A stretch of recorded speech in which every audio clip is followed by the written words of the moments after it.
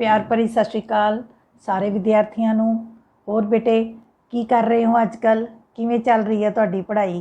तुहाडी पढ़ाई दे नाल बहुत डूंघे तौर ते जुड़े हुए हाँ असी, ते मैं चाहुंदी हाँ कि तुसी घर बैठे आराम नाल हफ्ते विच एक बार दो बार आराम नाल वीडियो देखो ते अपनी पढ़ाई नूं जारी रखो।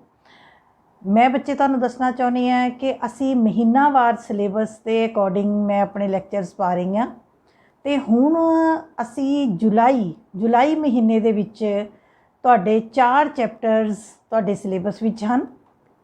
उन्हां विच उदारवाद लिबरलिज्म, मार्क्सवाद मार्क्सिज्म, गांधीवाद Gandhism and democracy at the grass root level Panchayati राज।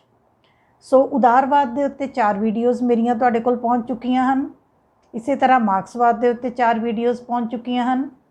हुण असी स्टार्ट करांगे तीसरा लैसन गांधीवाद, जिसनूं असी गांधीइज्म कहने आ। सो जदों असी गांधीइज्म का लैसन करांगे, ये भी बेटे उस तरीके दे नाल असी स्लो 2 या 3 पार्ट्स दे विच असी ये लैसन करांगे। बहुत इंपॉर्टेंट चैप्टर है, बहुत ईजी चैप्टर है, very easy but very important chapter. So इस तो पहला मैं एक बार तुहानूं सारिआं नूं रिक्वेस्ट करदी हां कि तुसी सारे बच्चे वध तो वध चैनल नूं सबसक्राइब करो। उहदे नाल बच्चे मेरा इक्को एक उद्देश है कि जदों भी मेरी कोई नवीं वीडियो आए वो किसी नूं दस्सण दी लोड़ ना पवे, वो वीडियो तुहाडे तक पहुँच सके ते तुहाडे ज्ञान च वाधा हो सके। सो अज दा साडा टॉपिक है गांधीइज्म या गांधीवाद। सो सब तो पहला बच्चे, जिवें कि तुसी महात्मा गांधी का नाम भारत विच रहिंदे हरेक बंदे दे मूँह दे उत्ते है। महात्मा गांधी कोई अजिही शख्सियत नहीं है जिन्हां बारे जाणू करवाउण दी लोड़ पवे। जे आपां महात्मा गांधी की गल करिए, साडे राष्ट्रपिता ने, राष्ट्रपिता की उपाधि है महात्मा गांधी जी नूं। इसे तरह महात्मा गांधी जी नूं संत की उपाधि दिती गई है। इस तो इलावा महात्मा गांधी जी एक बहुत बड़े धर्मी कर्मी इंसान सन, बड़े बड़े फिलोसफर सन। उन्होंने जीवन जीण की एक राह भी दिखाई। तो जे आपां भारत दे नाल उन्हां नूं जोड़ के देखिए तो भारत की आज़ादी की गल करिए तो भारत की आज़ादी दे विच महात्मा गांधी का एक बहुत वड्डा योगदान रहा है। यही कारण है कि 1919 तो लैके 1947 तक महात्मा गांधी जी पूरी तरह भारत की राजनीति ते छाए रहे।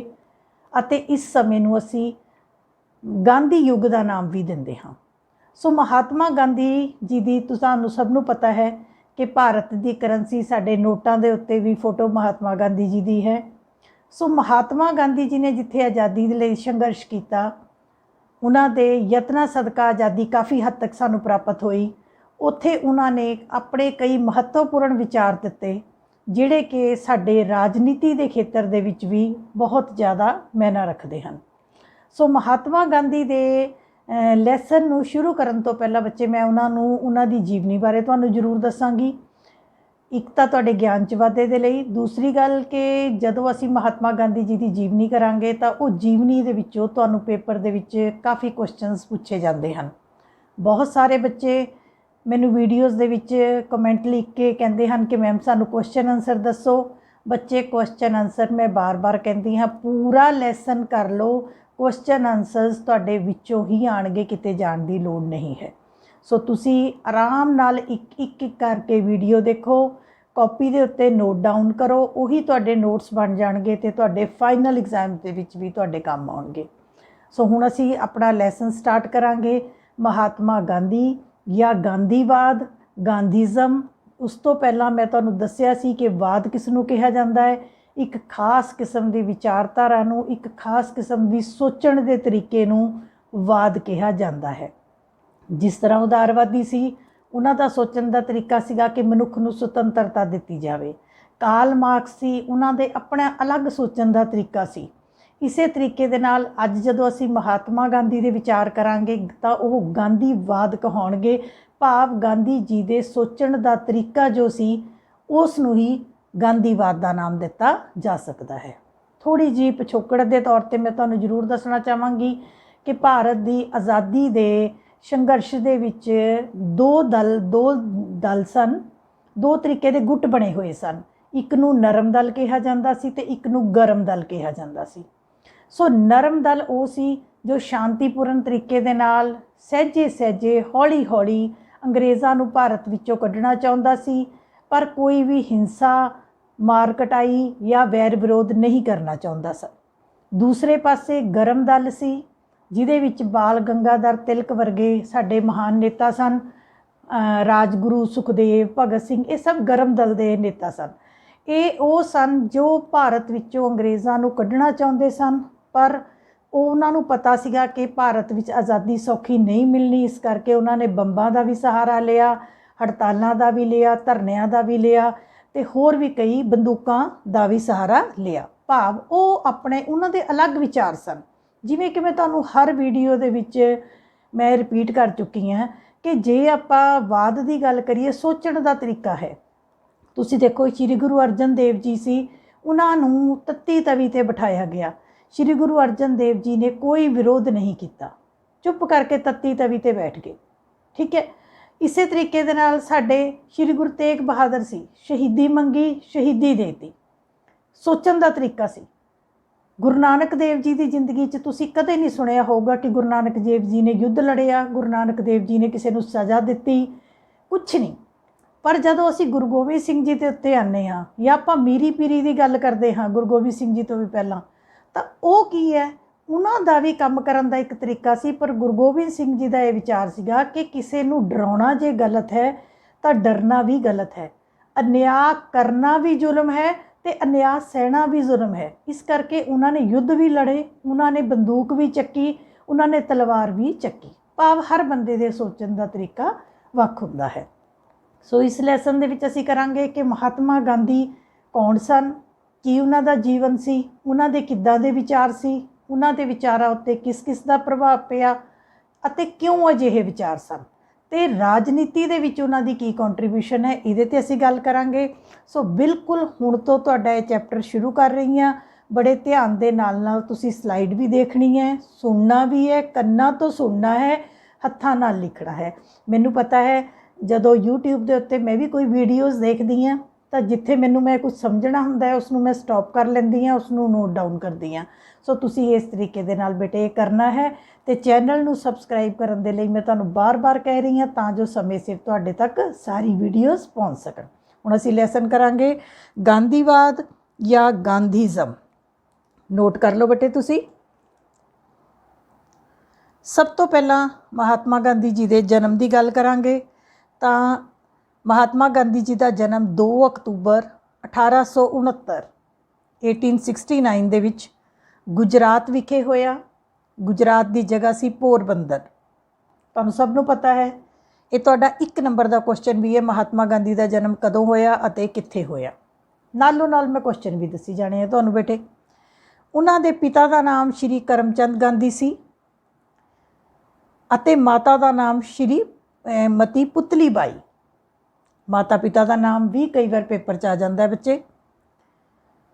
ਜੇ ਅਸੀਂ ਗਾਂਧੀ ਜੀ ਦੇ ਵਿਆਹ ਦੀ ਗੱਲ ਕਰੀਏ ਤਾਂ ਉਦੋਂ ਬੜੀ ਤੁਹਾਨੂੰ ਪਤਾ ਹੈ ਛੋਟੀ ਉਮਰ 'ਚ ਵਿਆਹ ਹੁੰਦੇ ਸੀ। 19 ਸਾਲ ਦੀ ਉਮਰ ਵਿੱਚ ਕਸਤੂਰਬਾ ਨਾਂ ਦੀ ਇਸਤਰੀ ਦੇ ਨਾਲ ਮਹਾਤਮਾ ਗਾਂਧੀ ਜੀ ਦਾ ਵਿਆਹ ਹੋਇਆ। ਔਰ ਮੈਂ ਤੁਹਾਨੂੰ ਦੱਸਣਾ ਚਾਹਾਂਗੀ ਕਿ ਮਹਾਤਮਾ ਗਾਂਧੀ ਜੀ ਦੇ ਜਦੋਂ ਆਪਾਂ ਵਿਚਾਰ ਕਰਾਂਗੇ ਤਾਂ ਜਿਵੇਂ ਕਿਸੇ ਦੇ ਉੱਤੇ ਕਿਸੇ ਦਾ ਪ੍ਰਭਾਵ ਹੁੰਦਾ ਹੈ, ਮਹਾਤਮਾ ਗਾਂਧੀ ਜੀ ਦੇ ਉੱਤੇ ਆਪਣੀ ਮਾਤਾ ਪੁਤਲੀ ਬਾਈ ਦਾ ਬਹੁਤ ਪ੍ਰਭਾਵ ਰਿਹਾ। ਜੋ ਗਾਂਧੀ ਜੀ ਦੇ ਵਿਚਾਰ ਸਨ ਉਹਨਾਂ ਵਿੱਚ ਉਹਨਾਂ ਦੀ ਮਾਂ ਦਾ ਯੋਗਦਾਨ ਬਹੁਤ ਹੀ ਉੱਘਾ ਮੰਨਿਆ ਜਾਂਦਾ ਸੀ। ਮਹਾਤਮਾ ਗਾਂਧੀ ਜੀ ਆਪਣੀ ਵਿੱਦਿਆ ਪੂਰੀ ਕਰਨ ਦੇ ਲਈ, ਵਕਾਲਤ ਦੀ ਪੜ੍ਹਾਈ ਦੇ ਲਈ ਦੱਖਣੀ ਅਫਰੀਕਾ ਵਿੱਚ ਗਏ। ਔਰ ਤੁਹਾਨੂੰ ਸਭ ਨੂੰ ਪਤਾ ਹੈ ਕਿ ਦੱਖਣੀ ਅਫਰੀਕਾ ਕਿਹੜਾ ਦੇਸ਼ ਹੈ। ਇਹ ਉਹਨਾਂ ਲੋਕਾਂ ਦਾ ਦੇਸ਼ ਹੈ ਜਿਨ੍ਹਾਂ ਨੂੰ ਅੱਜ ਸੰਸਾਰ ਦੇ ਵਿੱਚ ਜਾਂ ਉਸ ਸਮੇਂ ਤੋਂ ਸੰਸਾਰ ਦੇ ਵਿੱਚ ਕਾਲੇ ਲੋਕ ਮੰਨਿਆ ਜਾਂਦਾ ਸੀ। ਹੁਣੇ ਪਿੱਛੇ ਤੁਸੀਂ ਅਮਰੀਕਾ ਦੇ ਵਿੱਚ ਬਹੁਤ ਵੱਡਾ ਕਾਂਡ ਦੇਖਿਆ ਕਿ ਨਸਲਵਾਦ ਦੇ ਨਾਮ ਦੇ ਉੱਤੇ ਗੋਰੇ ਕਾਲੇ ਦਾ ਭੇਦ ਕਰਕੇ ਕਿਸੇ ਦੀ ਜਾਨ ਲੈ ਲਈ ਗਈ। ਉਹਦਾ ਨਤੀਜਾ ਉਸ ਦੇਸ਼ ਨੂੰ ਬਹੁਤ ਜ਼ਿਆਦਾ ਭੁਗਤਣਾ ਵੀ ਪਿਆ। ਸੋ ਇਹ ਜਿਹੜੀ ਚੀਜ਼ ਹੈ ਇਹ ਹੁਣ ਦੀ ਨਹੀਂ ਹੈ ਬੇਟੇ, ਇਹਦੀਆਂ ਜੜ੍ਹਾਂ ਬਹੁਤ ਪੁਰਾਣੀਆਂ ਨੇ। ਸੋ ਜਦੋਂ ਮਹਾਤਮਾ ਗਾਂਧੀ ਜੀ ਆਪਣੀ ਪੜ੍ਹਾਈ ਦੇ ਦੌਰਾਨ, ਵਕਾਲਤ ਦੀ ਪੜ੍ਹਾਈ ਦੇ ਦੌਰਾਨ ਦੱਖਣੀ ਅਫਰੀਕਾ ਗਏ ਤਾਂ ਦੱਖਣੀ ਅਫਰੀਕਾ ਦੇ ਵਿੱਚ ਮਹਾਤਮਾ ਗਾਂਧੀ ਜੀ ਨੇ ਦੇਖਿਆ कि उत्थे रंग भेद की नीति बहुत है। रंग भेद मीनस गोरे काले की बहुत ज़्यादा उत्थे डिस्क्रिमिनेशन अंतर पाया जाता सी। काले लोगों के नाल दुर्व्यवहार किया जाता सी। हालांकि जो मैं ये भी दसना चाहांगी कि जो देश है वो उन्हां लोगों का है, वो काले लोगों का देश है, वो उन्हां दा देश है। और जे आपां काले लोगों की गल करिए तो जिवें एक पंजाबी फिल्म च डायलॉग सी, बहुत वधिया लग्या सी मैनूं। एमी विरक दी फिल्म सी। तुसीं कहोगे मैम फिल्मां भी देखदे हैं। हाँ बेटे, मैं फिल्मां बहुत देखदी हैं, देखणियां भी चाहीदियां। एमी विरक दी फिल्म दे विच उन्होंने वो कहते रंग तो दो ही होंदे हैं, या गोरा या काला। सो जे आपां काले लोगों की गल करिए तो उहदे च की है कि वो दक्षिणी अफ्रीका वाला जो एरिया है वो भूमध रेखा दे सीधियां किरणां उत्थे पैंदियां ने। यही कारण है कि उत्थे गर्मी वध होण करके, सूरज की तपश ज़्यादा होण करके उत्थे लोगों का रंग काला है। हुण तुसीं देखो भारत विच भी काला गोरा है, पर जे असीं बाहरले देशां नाल अपने आप नूं अमेरिकनस दे नाल, इंग्लैंड वालियां नाल कंपेयर करिए तो असीं भी उन्हां दे मुकाबले च काले लगदे हां। सो फिर भी संसार दे विच हालांकि गोरे काले का भेद होना नहीं चाहिए, पर यह शुरू तो चलिया आ रहा है। महात्मा गांधी जी दक्षिणी अफ्रीका गए, उन्होंने उत्थे देखा कि काले लोगों के देश होने के बावजूद उन्होंने गुलाम बनाया गया है, उन्हों का शोषण किया जा रहा है, उन्होंने अत्याचार किए जा रहे। सो महात्मा गांधी जी ने उत्थे भी दक्षिणी अफ्रीका दे विच भी उन्हां लोकां दे लई न्याय दे लई जंग लड़ी अते उन्हां दे लई काफ़ी काम जो कीते। पर जदों महात्मा गांधी दक्षिणी अफ्रीका तो अपनी पढ़ाई पूरी करके भारत विच आए तो उन्होंने भारत विच की देखा कि साडे अपने देश दे विच भी गुलामी है। जो अन्याय वो दक्षिणी अफ्रीका च देख रहे सन, उही अन्याय भारत दे विच ब्रिटिशर्स द्वारा, जो ईस्ट इंडिया कंपनी जो साडे भारत विच राज कर रहे सन, बरतानिया वाले, उन्होंने उही सारा अन्याय भारतीय लोगों ते किया जा रहा है। सो इस चीज़ ने गांधी जी की आत्मा को बुरी तरह झंझोड़िया तो गांधी जी अपने देश की लड़ाई दे विच, आज़ादी की लड़ाई दे विच आ गए। सो बच्चे ये तुसी याद रखना है सारिਆਂ ने। सो अगली गल मैं तुहानूं दस रही सी कि 1893 तो लैके 1914 तक दक्षिणी अफ्रीका विच रंग भेद की नीति के खिलाफ महात्मा गांधी जी ने संघर्ष किया। 1919 तो लैके 1947, ये बच्चे तुहाडे एक नंबर का क्वेश्चन है। 1919 तो लैके 1947 तक का समा महात्मा गांधी जी भारत की राजनीति दे विच पूरी तरह छाए रहे, पूरी तरह राजनीति दे लई उन्होंने काम किया। इसलिए इस समय नूं गांधी युग का नाम भी दिता जाता है। ठीक है, ये बच्चे मैं फिर दस रही हाँ, ये तुहाडे एक नंबर का क्वेश्चन है कि किस युग नूं महात्मा गांधी युग या गांधी युग किहड़े समय नूं कहा गया है। वो है 1919 तो लैके 1947। इसे तरीके दे नाल बेटे 1919 तो लैके 1948 के समय तक, 47-48 मौत के समय तक महात्मा गांधी जी ने अपने आखिरी समय, आखिरी अपने साह तक भारत की आज़ादी के लिए संघर्ष किया। अते 30 जनवरी 1948 नूं तुहानूं सब नूं पता है कि नथू राम गॉडसे ने गोली मार के महात्मा गांधी जी की हत्या कर दी। सो जन्म का डेट है 2 अक्तूबर 1869 तो मौत की उन्हां दी डेट है 30 जनवरी 1948।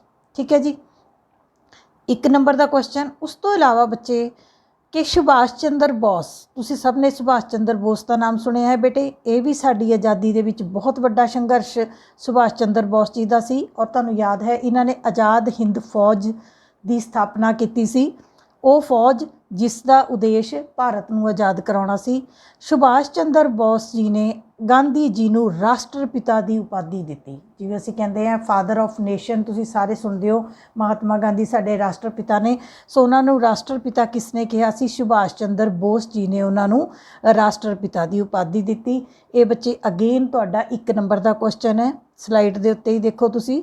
ये तुहाडा फिर एक नंबर का क्वेश्चन है। एक तुहानूं इत्थे होर चीज़ तुसीं नोट करो कि साडे रविंद्र नाथ टैगोर, नोट कर लो, रविंद्र नाथ टैगोर बहुत वड्डे साडे कवि होए ने। बहुत योगदान है रविंद्र नाथ टैगोर जी की भारत दे विच, बहुत वड्डा योगदान है। उन्होंने भी महात्मा गांधी नूं बहुत सत्कार दिता।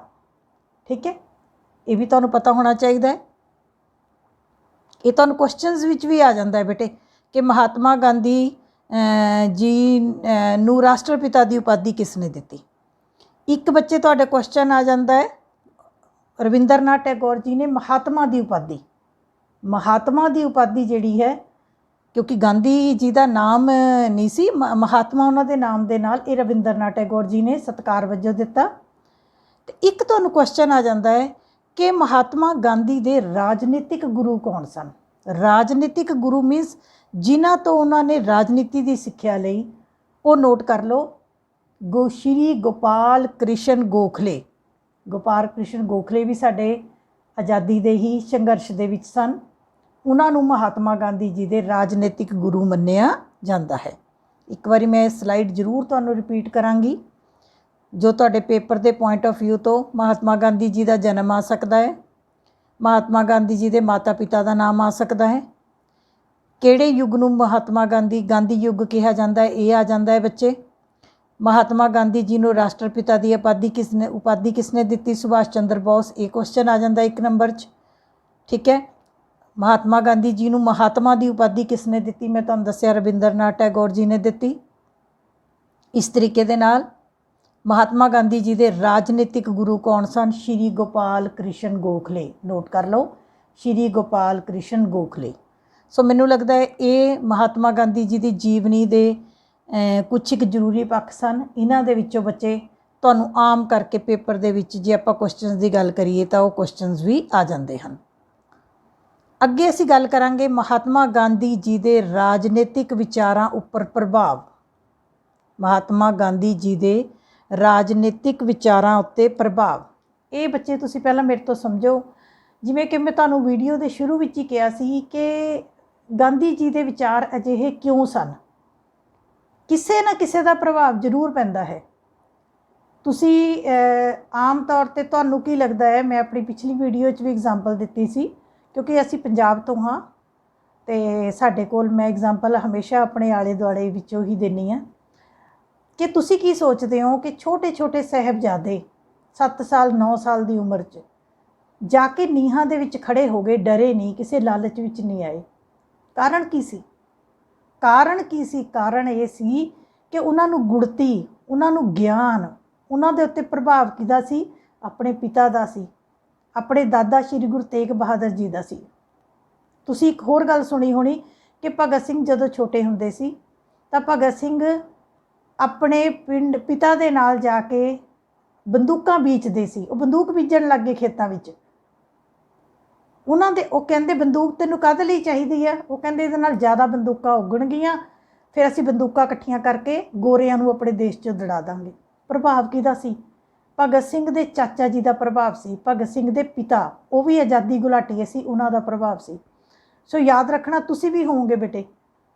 ਕਈ ਵਾਰ ਤੁਸੀਂ ਆਪਣੇ ਕਿਸੇ ਅਧਿਆਪਕ ਤੋਂ ਪ੍ਰਭਾਵਿਤ ਹੁੰਦੇ ਹੋ, ਕਈ ਵਾਰੀ ਤੁਸੀਂ ਆਪਣੀ ਦਾਦੀ ਵਰਗਾ ਬਣਨਾ ਚਾਹੁੰਦੇ ਹੋ, ਕਈ ਵਾਰ ਤੁਸੀਂ ਆਪਣੀ ਮਾਂ ਵਰਗਾ ਬਣਨਾ ਚਾਹੁੰਦੇ ਹੋ, ਕਈ ਵਾਰ ਤੁਸੀਂ ਆਪਣੇ ਕਿਸੇ ਕੁਛ ਬੱਚਿਆਂ ਨੂੰ ਆਦਤ ਹੁੰਦੀ ਹੈ ਅੱਛੀਆਂ ਬੁੱਕਸ ਪੜ੍ਹਨ ਦੀ, ਕਈ ਵਾਰ ਤੁਸੀਂ ਕੋਈ ਬੁੱਕ ਪੜ੍ਹ ਕੇ ਉਹ ਸ਼ਖਸੀਅਤ ਵਰਗਾ ਬਣਨਾ ਚਾਹੁੰਦੇ ਹੋ। ਸੋ ਜਿੱਦਾਂ ਦੇ ਬੰਦੇ ਨੂੰ ਤੁਸੀਂ ਇਮੀਟੇਟ ਕਰਦੇ ਹੋ, ਜਿੱਦਾਂ ਦੇ ਬੰਦੇ ਦੀ ਤੁਸੀਂ ਨਕਲ ਕਰਦੇ ਹੋ, ਜਿਵੇਂ ਦੇ ਬੰਦੇ ਦੇ ਤੁਸੀਂ ਵਿਚਾਰ ਪੜ੍ਹ ਕੇ ਪ੍ਰਭਾਵਿਤ ਹੁੰਦੇ ਹੋ, ਖੁਸ਼ ਹੁੰਦੇ ਹੋ, ਤੁਹਾਡੇ ਵਿਚਾਰ ਵੀ ਕਾਫੀ ਹੱਦ ਤੱਕ ਉਵੇਂ ਦੇ ਬਣ ਜਾਂਦੇ ਹਨ। ਸੋ ਜੇ ਆਪਾਂ ਮਹਾਤਮਾ ਗਾਂਧੀ ਜੀ ਬਾਰੇ ਬੜੀਆਂ ਗੱਲਾਂ ਸੁਣੀਆਂ ਹਨ, ਆਪਾਂ ਪੜ੍ਹਾਂਗੇ ਵੀ। ਸੋ ਜਦੋਂ ਆਪਾਂ ਦੇਖਦੇ ਹਾਂ ਤਾਂ ਮਹਾਤਮਾ ਗਾਂਧੀ ਜੀ ਦੇ ਜਿਹੜੇ ਵਿਚਾਰ ਸੀ ਉਹਦੇ ਉੱਤੇ ਕਿਸ ਕਿਸ ਦਾ ਪ੍ਰਭਾਵ ਪਿਆ, ਇਹ ਤੁਹਾਨੂੰ ਪੇਪਰ ਦੇ ਵਿੱਚ ਵੀ ਆ ਜਾਂਦਾ ਹੈ ਬੱਚੇ। ਵੈਸੇ ਸਿਰਫ ਪੇਪਰ ਦੇ ਪੁਆਇੰਟ ਆਫ ਵਿਊ ਤੋਂ ਮੈਂ ਨਹੀਂ ਕਰਾ ਰਹੀ, ਇਹ ਤੁਹਾਡੀ ਜਨਰਲ ਨੌਲੇਜ ਦੇ ਲਈ ਵੀ ਕਰਵਾ ਰਹੀ ਹਾਂ। ਸੋ ਇਹ ਤੁਹਾਡੇ ਸਿਲੇਬਸ ਦੇ ਵੀ ਪਾਰਟ ਹੈ ਕਿ ਮਹਾਤਮਾ ਗਾਂਧੀ ਜੀ ਦੇ ਉੱਤੇ ਵੱਖ-ਵੱਖ ਪ੍ਰਭਾਵ। ਪਹਿਲਾ ਪ੍ਰਭਾਵ ਮਹਾਤਮਾ ਗਾਂਧੀ ਦੇ ਉੱਤੇ ਪਿਆ ਧਾਰਮਿਕ ਗ੍ਰੰਥਾਂ ਦਾ ਪ੍ਰਭਾਵ। ਬਹੁਤ ਵੱਡੀ ਗੱਲ ਤੁਹਾਨੂੰ ਦੱਸਿਆ ਸੀ ਕਿ ਮਹਾਤਮਾ ਗਾਂਧੀ ਜੀ ਬਹੁਤ ਜ਼ਿਆਦਾ ਧਾਰਮਿਕ ਸੀ। ਔਰ ਧਾਰਮਿਕ ਵੀ ਕਿਉਂ ਸੀ? ਕਿਉਂਕਿ ਉਹਨਾਂ ਦੀ ਮਾਤਾ ਬਹੁਤ ਧਾਰਮਿਕ ਸੀ, ਉਹਨਾਂ ਦੇ ਮਾਤਾ ਬਹੁਤ ਧਾਰਮਿਕ ਸੀ।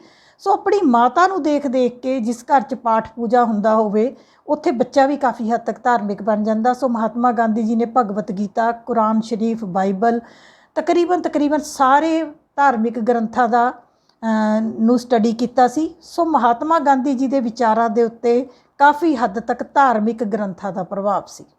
ਦੂਸਰਾ, ਮਹਾਤਮਾ ਗਾਂਧੀ ਜੀ ਦੇ ਉੱਤੇ ਜੌਨ ਰਸਕਿਨ ਆਪਣੇ ਭਾਰਤ ਦੇ ਨਹੀਂ ਹਨ, ਮੈਂ ਤੁਹਾਨੂੰ ਦੱਸਣਾ ਚਾਹਾਂਗੀ ਬਾਹਰ ਦੇ ਲੇਖਕ ਨੇ, ਉਹਨਾਂ ਦੀ ਇੱਕ ਪੁਸਤਕ ਸੀਗੀ ਅਨਟੂ ਦਾ ਰੈਸਟ। ਇਹ ਬੇਟੇ ਇਕੋਨਮੀ ਨਾਲ ਸੰਬੰਧਿਤ ਸੀ, ਅਰਥ ਵਿਵਸਥਾ ਨਾਲ। ਇਸ ਪੁਸਤਕ ਨੂੰ ਪੜ੍ਹ ਕੇ ਵੀ ਗਾਂਧੀ ਜੀ ਬਹੁਤ ਜ਼ਿਆਦਾ ਪ੍ਰਭਾਵਿਤ ਹੋਏ ਅਤੇ ਇਸ ਪੁਸਤਕ ਦਾ ਪ੍ਰਭਾਵ ਵੀ ਗਾਂਧੀ ਜੀ ਦੇ ਵਿਚਾਰਾਂ ਦੇ ਉੱਤੇ ਪਿਆ। ਠੀਕ ਇਸੇ ਤਰੀਕੇ ਦੇ ਨਾਲ ਇੱਕ ਹੋਰ ਨੇ ਹੈਨਰੀ ਡੇਵਿਡ ਥਿਊਰੀਓ। ਹੈਨਰੀ ਡੇਵਿਡ ਥਿਊਰੀਓ, ਇਹਨਾਂ ਨੇ ਬੱਚੇ ਇੱਕ ਪੁਸਤਕ ਲਿਖੀ ਸੀ ਐਨ ਐਸੇ ਔਨ ਸਿਵਲ ਡਿਸਓਬੀਡੀਐਂਸ। ਸੋ ਇਸ ਪੁਸਤਕ ਦਾ ਪ੍ਰਭਾਵ ਜਦੋਂ ਗਾਂਧੀ ਜੀ ਨੇ ਸਿਵਲ ਨਾਫਰਮਾਨੀ ਅੰਦੋਲਨ ਚਲਾਇਆ, ਨਮਕ ਅੰਦੋਲਨ ਚਲਾਇਆ, ਅੰਗਰੇਜ਼ਾਂ ਨਾਲ ਕੋਆਪਰੇਟ ਕਰਨ ਦੀ ਨਾ ਕੋਆਪਰੇਟ ਕਰਨ ਦੀ ਗੱਲ ਕੀਤੀ, ਡਿਸਓਬੀਡੀਐਂਸ ਦੀ ਗੱਲ ਕੀਤੀ, ਤਾਂ ਕਿਤੇ ਨਾ ਕਿਤੇ ਇਹ ਕਿਤਾਬ ਨੇ ਵੀ ਗਾਂਧੀ ਜੀ ਨੂੰ ਪ੍ਰਭਾਵਿਤ ਕੀਤਾ। ਇਸੇ ਤਰੀਕੇ ਦੇ ਨਾਲ ਰੂਸ ਦੇ ਇੱਕ ਬਹੁਤ ਵੱਡੇ ਲੇਖਕ ਹੋਏ ਨੇ ਟੋਲਸਟੋਏ। ਤੁਸੀਂ ਨਾਮ ਸੁਣਿਆ ਹੋਏਗਾ, ਉਹਨਾਂ ਦੀ ਕਹਾਣੀਆਂ ਵੀ ਆਉਂਦੀਆਂ ਨੇ। ਟੋਲਸਟੋਏ ਜੀ ਨੇ ਇੱਕ ਕਿਤਾਬ ਲਿਖੀ ਸੀ the kingdom of God is within you. ਬੜੀ ਅੱਛੀ ਬੁੱਕ ਹੈ, the kingdom of God is within you, ਕਿ ਪਰਮਾਤਮਾ ਜਿਹਨੂੰ ਅਸੀਂ ਕਹਿੰਦੇ ਆ ਪਰਮਾਤਮਾ ਦਾ ਨਿਵਾਸ, ਪਰਮਾਤਮਾ ਦੀ ਰਾਜਧਾਨੀ ਕਿੱਥੇ ਹੈ? ਤੁਹਾਡੇ ਅੰਦਰ ਹੀ ਹੈ। ਮਤਲਬ ਕਿ ਪਰਮਾਤਮਾ ਤੁਹਾਡੇ ਅੰਦਰ ਹੀ ਨਿਵਾਸ ਕਰਦਾ ਹੈ, ਮਨੁੱਖ ਦੇ ਅੰਦਰ ਹੀ ਰਹਿੰਦਾ ਹੈ। ਇਹ ਕਿਤਾਬ ਦਾ ਵੀ ਗਾਂਧੀ ਜੀ ਦੇ ਉੱਤੇ ਬਹੁਤ ਪ੍ਰਭਾਵ ਪਿਆ। ਔਰ ਤੁਸੀਂ ਦੇਖੋ ਗਾਂਧੀ ਜੀ ਹਮੇਸ਼ਾ ਹੀ ਪਰਮਾਤਮਾ ਦੀ ਆਤਮਾ ਦੀਆਂ ਗੱਲਾਂ ਕਰਦੇ ਨੇ। ਸੋ ਹੋ ਸਕਦਾ ਹੈ ਉਹਨਾਂ ਦੇ ਉੱਤੇ ਇੰਨੀਆਂ ਚੰਗੀਆਂ ਚੀਜ਼ਾਂ ਦੇ ਪ੍ਰਭਾਵ ਸੀ, ਤਾਂ ਹੀ ਉਹ ਇੱਥੇ ਤੱਕ ਪਹੁੰਚੇ ਸਨ। ਇਸੇ ਤਰੀਕੇ ਦੇ ਨਾਲ ਬਾਲ ਗੰਗਾਧਰ ਤਿਲਕ। ਬਾਲ ਗੰਗਾਧਰ ਤਿਲਕ, ਮੈਂ ਤੁਹਾਨੂੰ ਦੱਸਣਾ ਚਾਹਾਂਗੀ ਬੱਚੇ ਕਿ ਬਾਲ ਗੰਗਾਧਰ ਤਿਲਕ ਭਾਵੇਂ ਉਹ ਗਰਮ ਦਲ ਦੇ ਨੇਤਾ ਸਨ, ਗਾਂਧੀ ਜੀ ਗਰਮ ਦਲ ਦੇ ਨਹੀਂ ਸਨ, ਬਾਲ ਗੰਗਾਧਰ ਤਿਲਕ ਜੀ ਗਰਮ ਦਲ ਦੇ ਨੇਤਾ ਸਨ, ਪਰ ਫਿਰ ਵੀ ਕੁਛ ਇੱਕ ਬਾਲ ਗੰਗਾਧਰ ਤਿਲਕ ਜੀ ਦੀਆਂ ਪੋਲਿਸੀਜ਼ ਸੀਗੀਆਂ ਜਿਨ੍ਹਾਂ ਨੇ ਗਾਂਧੀ ਨੂੰ ਪ੍ਰਭਾਵਿਤ ਕੀਤਾ। ਜਿਵੇਂ ਸਿਵਲ ਨਾਫਰਮਾਨੀ, ਅਸੀਂ ਅੱਗੇ ਕਰਾਂਗੇ।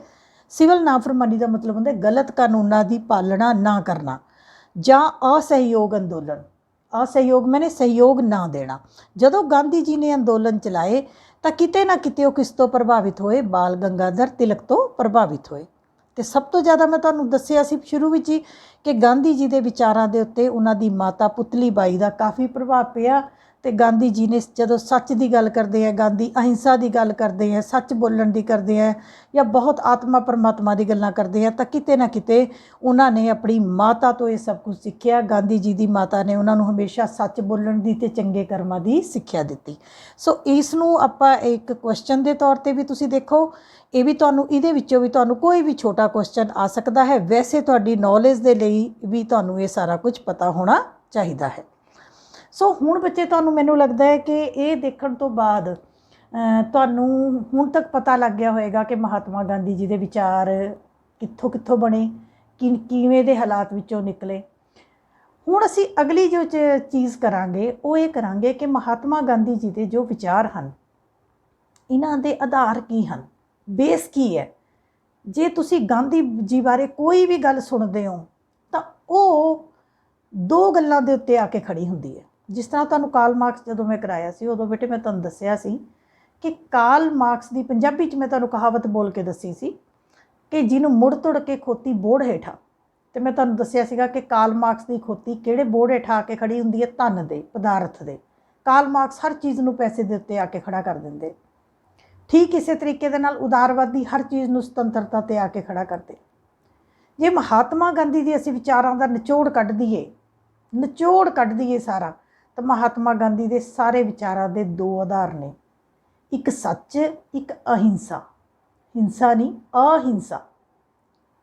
ਇੱਕ ਸੱਚ, ਇੱਕ ਅਹਿੰਸਾ। ਭਾਵ ਗਾਂਧੀ ਜੀ ਕੋਈ ਵੀ ਗੱਲ ਕਰ ਰਹੇ ਹਨ, ਕੋਈ ਵੀ ਕੰਮ ਕਰ ਰਹੇ ਹਨ, ਅਲਟੀਮੇਟਲੀ ਉਹ ਕਿੱਥੇ ਆ ਕੇ ਖੜੇ ਹੋ ਜਾਂਦੇ ਹਨ? ਸੱਚ ਦੇ ਉੱਤੇ ਅਤੇ ਅਹਿੰਸਾ ਦੇ ਉੱਤੇ। ਸੋ ਇਸ ਨੂੰ ਵੀ ਅਸੀਂ ਡਿਟੇਲ 'ਚ ਕਰਾਂਗੇ। ਇਸ ਤੋਂ ਪਹਿਲਾਂ ਮੈਂ ਤੁਹਾਨੂੰ ਦੱਸਾਂਗੀ ਕਿ ਤੁਹਾਨੂੰ 4 ਨੰਬਰ ਦੇ ਵਿੱਚ ਇਹ ਕੁਐਸਚਨ ਆ ਸਕਦਾ ਹੈ, ਗਾਂਧੀ ਜੀ ਦੇ ਵਿਚਾਰਾਂ ਦੇ ਨੈਤਿਕ ਆਧਾਰ ਕਿਹੜੇ ਹਨ? ਇਹ 2 ਹਨ। ਠੀਕ ਹੈ। 1 ਨੰਬਰ 'ਚ ਵੀ ਕੁਐਸਚਨ ਪੁੱਛਿਆ ਜਾ ਸਕਦਾ ਹੈ, ਇਕੱਲੇ ਨਾਮ ਲਿਖਣੇ। 2 ਨੰਬਰ ਦੇ ਵਿੱਚ ਵੀ ਪੁੱਛਿਆ ਜਾ ਸਕਦਾ ਹੈ। ਸੋ ਮੈਂ ਤੁਹਾਨੂੰ ਬਾਰ-ਬਾਰ ਕੁਐਸਚਨਸ ਦਾ ਵੀ ਦੱਸ ਰਹੀ ਹਾਂ, ਕਿਉਂਕਿ ਤੁਸੀਂ ਘਰ ਬੈਠ ਕੇ ਜਦੋਂ ਵੀ ਦੇਖਦੇ ਹੋ ਤਾਂ ਤੁਹਾਨੂੰ ਕੁਐਸਚਨ ਦੀ ਜਾਣਕਾਰੀ ਹੋਣੀ ਚਾਹੀਦੀ ਹੈ। ਸੋ ਮੈਨੂੰ ਲੱਗਦਾ ਹੈ ਇੱਥੇ ਤੱਕ ਤੁਹਾਨੂੰ ਸਮਝ ਆ ਗਿਆ ਹੋਵੇਗਾ। ਅਗਲੇ ਜੋ ਹੈ ਗਾਂਧੀ ਜੀ ਦੇ ਵਿਚਾਰਾਂ ਦੇ ਜਿਹੜੇ 2 ਆਧਾਰ ਨੇ, ਸੱਚ ਅਤੇ ਅਹਿੰਸਾ, ਜਿਨ੍ਹਾਂ ਦੇ ਉੱਤੇ ਗਾਂਧੀ ਦੇ ਵਿਚਾਰ ਬੇਸਡ ਨੇ, ਇਹ ਅਸੀਂ ਬੱਚੇ ਆਰਾਮ ਨਾਲ ਅਗਲੀ ਵੀਡੀਓ ਦੇ ਵਿੱਚ ਕਰਾਂਗੇ। ਸੋ ਤੁਸੀਂ ਆਰਾਮ ਨਾਲ ਦੇਖੋ। ਮੈਂ ਬਹੁਤ ਸਲੋ ਕੰਮ ਕਰਵਾਉਣ ਵਾਲਿਆਂ 'ਚੋਂ ਆਰਾਮ ਨਾਲ ਦੇਖੋ। ਇੱਕ ਵਾਰੀ ਫਿਰ ਤੁਹਾਨੂੰ ਰਿਕੁਐਸਟ ਕਰਦੀ ਹਾਂ ਕਿ ਜੇ ਤੁਹਾਨੂੰ ਵੀਡੀਓ ਅੱਛੀ ਲੱਗਦੀ ਹੈ, ਮੇਰੇ ਪੜ੍ਹਾਉਣ ਦਾ ਤਰੀਕਾ ਤੁਹਾਨੂੰ ਸਮਝ ਆਉਂਦਾ ਹੈ ਤਾਂ ਪਲੀਜ਼ ਲਾਈਕ ਕਰ ਦਿਆ ਕਰੋ। ਹੁਣ ਅਸੀਂ ਵੀ ਤੁਹਾਡੇ ਬੱਚਿਆਂ ਦੀ ਤਰ੍ਹਾਂ ਲਾਈਕ ਦੇਖਦੇ ਹਾਂ ਕਿ ਕਿੰਨਿਆਂ ਨੇ ਲਾਈਕ ਕੀਤਾ, ਮੇਰਾ ਹੌਸਲਾ ਵਧਾਈ ਹੁੰਦੀ ਹੈ। ਸੋ ਇੱਕ ਵਾਰ ਫਿਰ ਚੈਨਲ ਨੂੰ ਸਬਸਕ੍ਰਾਈਬ ਕਰਨ ਦੀ ਰਿਕੁਐਸਟ ਕਰ ਰਹੀ ਹਾਂ, ਵੀਡੀਓ ਨੂੰ ਲਾਈਕ ਕਰ ਦਿਓ। ਤੁਹਾਡਾ ਪਿਆਰ ਮੇਰੇ ਤੱਕ ਵੈਸੇ ਵੀ ਕਮੈਂਟਾਂ ਦੇ ਥਰੂ ਪਹੁੰਚ ਰਿਹਾ ਹੈ। ਅਗਲੀ ਵੀਡੀਓ ਦੇ ਵਿੱਚ ਫਿਰ ਮਿਲਾਂਗੇ। ਧੰਨਵਾਦ।